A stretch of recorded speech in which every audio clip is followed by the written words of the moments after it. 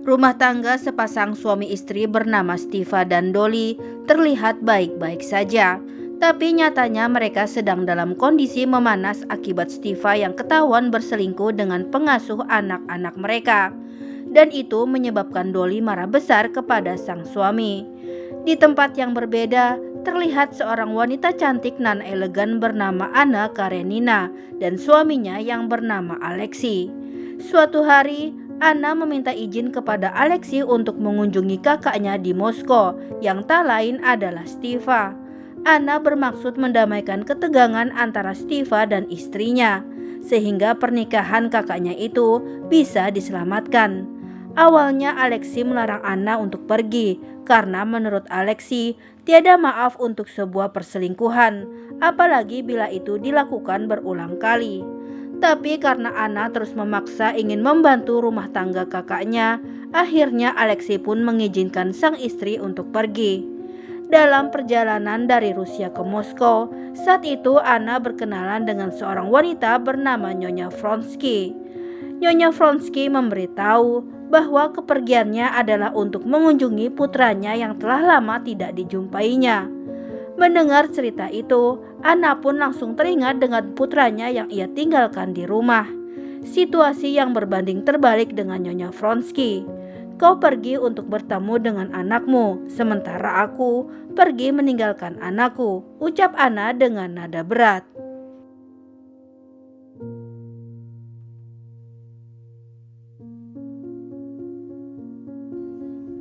Satu hari di sela-sela kesibukannya, Stiva dikunjungi oleh teman lamanya yang bernama Levin.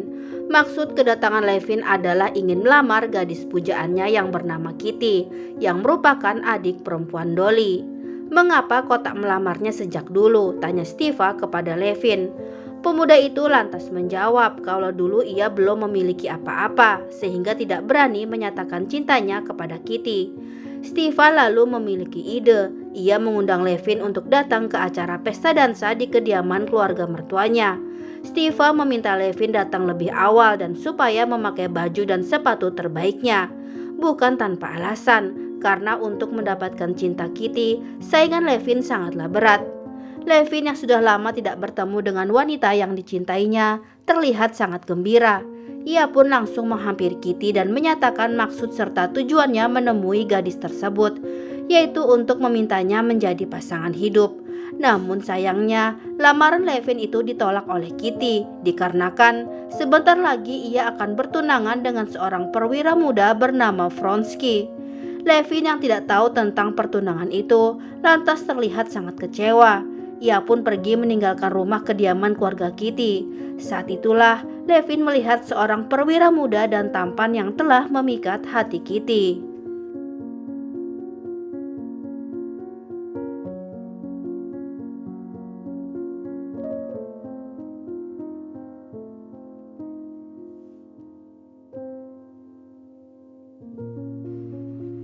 Singkat cerita, Anna terlihat sudah tiba di kota tujuannya. Stiva begitu gembira menyambut adik perempuannya itu. Dan ketika Anna kembali ke dalam kereta untuk mengambil barang-barangnya, ia tak sengaja bertemu dengan Vronsky, calon tunangan Kitty, yang ternyata Vronsky adalah putra dari perempuan yang menjadi teman perjalanan Anna selama di kereta. Saat itu pun akhirnya mereka berkenalan. Tapi dari pertemuan yang singkat tersebut, ada rasa ketertarikan satu sama lain yang begitu jelas nampak dari pandangan mereka. Sesampainya di rumah, sesuai dengan permintaan sang kakak, Anna lalu mengajak Dolly berbicara empat mata soal huru-hara rumah tangganya dengan Stiva. Anna kemudian bertanya apakah Dolly masih mencintai Stiva atau niatnya sudah bulat untuk berpisah dengan suaminya. Dolly lalu menjawab bahwa ia sudah tak sanggup menghadapi tingkah laku Stiva yang hobi berselingkuh. Mendengar hal itu, Anna pun berusaha meyakinkan Dolly kalau kakaknya masih sangat mencintainya. Ia berselingkuh memang menjijikan, tapi itu bukan hubungan cinta, melainkan hanya sisi binatang dari jiwa manusia, ucap Anna kepada kakak iparnya tersebut. Akhirnya karena mempertimbangkan nasib anak-anak ke depannya, Dolly pun memutuskan memaafkan Stiva.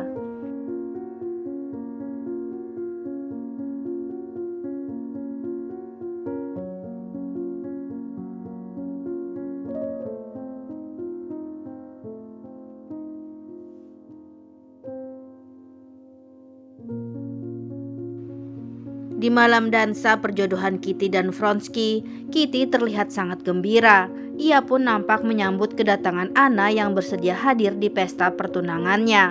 Tapi berbeda dengan Kitty yang selalu menebar senyum, Vronsky justru tidak fokus saat melihat keberadaan Anna di pesta tersebut.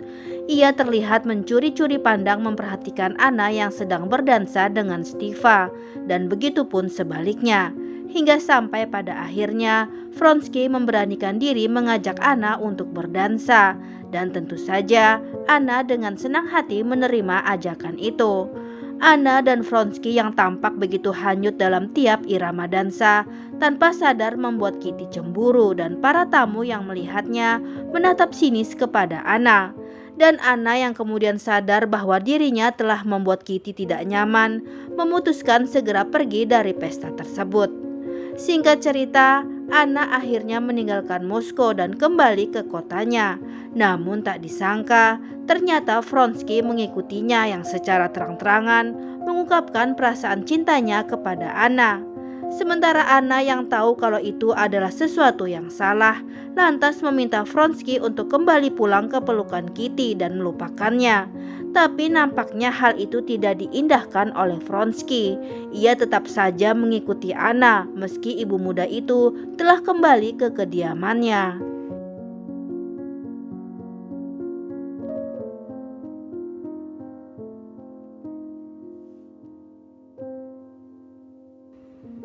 Anna yang sudah berada di rumah berkumpul lagi dengan anak dan suaminya, terlihat masih saja belum mampu menghapus bayang-bayang Vronsky. Apalagi ditambah dengan Vronsky yang selalu ada dimanapun Anna berada, yang tentu saja membuat Anna semakin sulit melupakannya. Hingga kemudian, setelah semua upaya yang dilakukan oleh Vronsky, pada akhirnya mampu meluluhkan hati Anna. Dan itu menjadikan Anna lupa diri dan menjalani hubungan terlarang. Ia bahkan lupa akan statusnya sebagai seorang istri dan ibu dari anak tunggalnya. Sementara itu, Alexei yang mulai mendengar desas-desus hubungan antara sang istri dan Vronsky mencoba memperingati Anna supaya tidak melanggar janji pernikahan mereka di hadapan Tuhan. Bahkan Alexei pun meminta maaf jikalau dirinya memiliki kesalahan. Tapi Anna sepertinya sudah dibutakan oleh rasa cintanya kepada Vronsky hingga tak menghiraukan teguran dari suaminya itu. Bahkan satu hari, Anna tanpa malu-malu mengunjungi Vronsky di kediamannya dan bercinta tanpa merasa bersalah kepada orang-orang yang telah mereka hianati.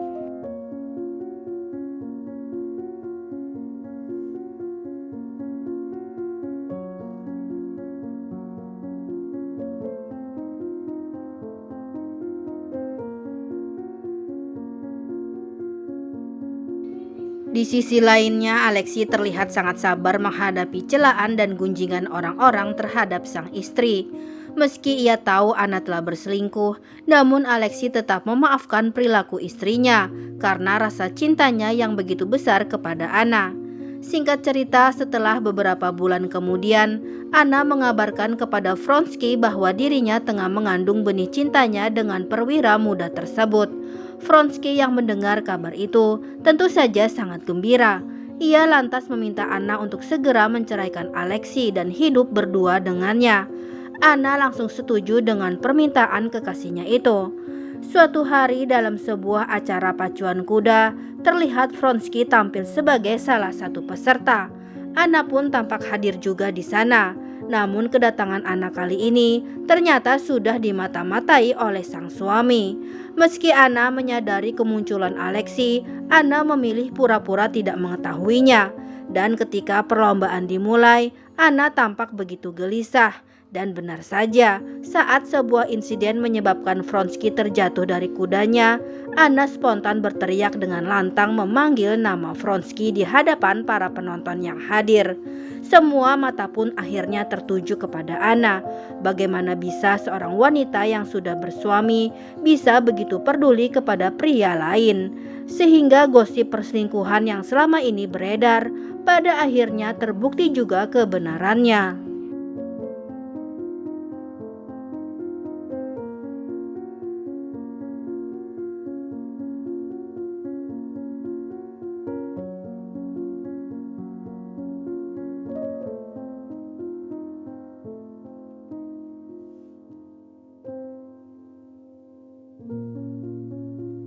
Sepulangnya dari pacuan kuda, Anna pun memberitahu sang suami tentang hubungannya dengan Vronsky memanglah benar adanya. Anna bahkan berkata kalau dirinya sangat mencintai Vronsky. Anna lalu menantang Alexei untuk melakukan apa yang perlu dilakukan. Sepertinya Anna berharap sang suami akan menceraikannya setelah mendengar pengakuan perselingkuhannya dengan Vronsky langsung dari mulutnya sendiri. Namun hal tak terduga terjadi. Sang suami bukannya marah, tapi malah menasehati Anna. Alexei berkata kalau sebaiknya Anna meninggalkan Vronsky dan melupakannya agar skandal mereka tidak berlanjut.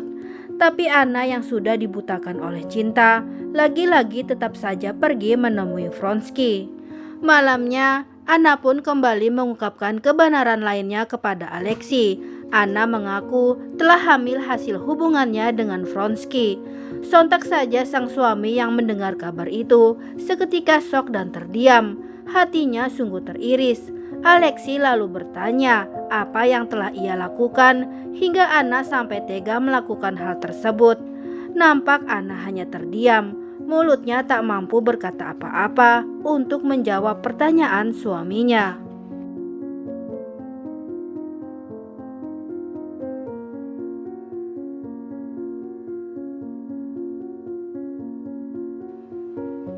Waktu kembali berlalu sampai pada Anna yang tengah hamil besar terlihat sedang beradu argumen dengan Vronsky.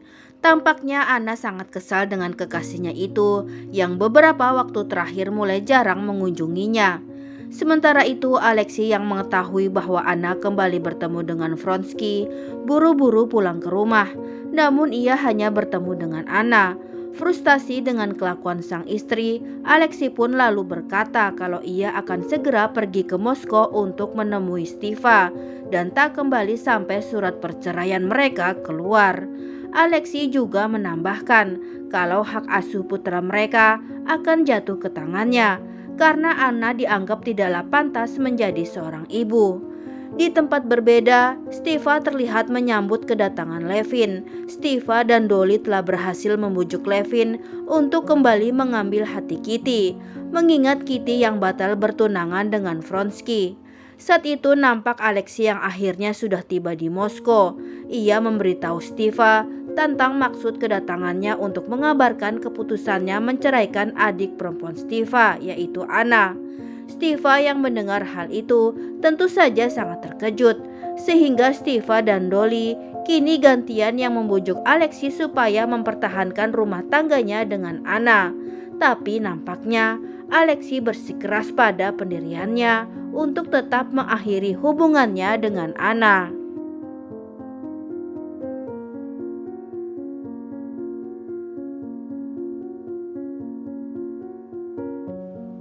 Di lain sisi terlihat Kitty yang meminta maaf kepada Levin atas penolakan yang dilakukannya beberapa waktu lalu. Levin pun memakluminya. Ia sadar meski mereka telah saling mengenal sejak dulu dan sudah seperti keluarga, bukan berarti Kitty mencintainya. Tapi di momen itu, Kitty meminta Levin untuk melamarnya sekali lagi. "Jika kau berkenan," ucap Kitty dengan mata berkaca-kaca. Beberapa waktu kemudian bergulir. Anna yang sedang sekarat setelah melahirkan terlihat mengirim surat kepada Alexei untuk memohon pengampunan. Dan ketika Alexei sudah tiba di rumahnya, ia mendapati Anna dalam kondisi yang begitu lemah. Sakit hati serta amarah yang selama ini menyelimuti Alexei pada akhirnya sirna, berbarengan dengan rasa ibanya kepada sang istri. Hati Alexei luluh seketika saat melihat Anna terbaring tak berdaya. Alexei pun dengan tulus memaafkan perbuatan istrinya dan juga Vronsky.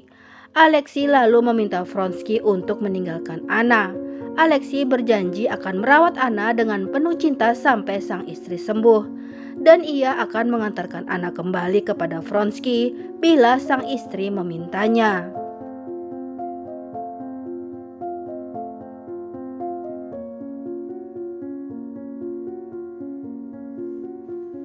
Anna yang kemudian sudah dinyatakan sehat, pada suatu hari mendapat kabar bahwa Vronsky akan ditugaskan ke suatu wilayah yang jauh. Itu artinya ia akan sulit bertemu lagi dengan pria yang dicintainya tersebut.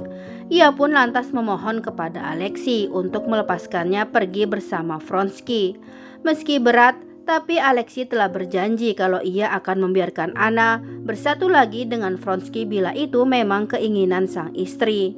Singkat cerita, Anna dan Vronsky pun kembali hidup bersama meski tanpa status pernikahan. Suatu hari, Anna mendapat sebuah undangan pertunjukan opera. Awalnya, Vronsky sudah melarang Anna untuk datang, mengingat gunjingan orang-orang kepada Anna. Tapi Anna tidak peduli, ia memilih tetap datang meski semua mata tertuju kepadanya. Tak lama kemudian, Anna terkejut melihat kemunculan Vronsky di opera itu. Vronsky terlihat duduk bersama dengan ibunya dan juga seorang wanita cantik yang disambut dengan ramah oleh Vronsky. Anna pun terlihat cemburu saat mendengar desas-desus Vronsky akan dijodohkan oleh sang ibu dengan wanita yang duduk di sebelahnya tersebut. Kekesalannya kian bertambah saat ada seorang bangsawan yang menolak duduk berdekatan dengan Anna. Baginya, Anna adalah pelacur dan sangat memalukan jikalau harus berdampingan dengan Anna.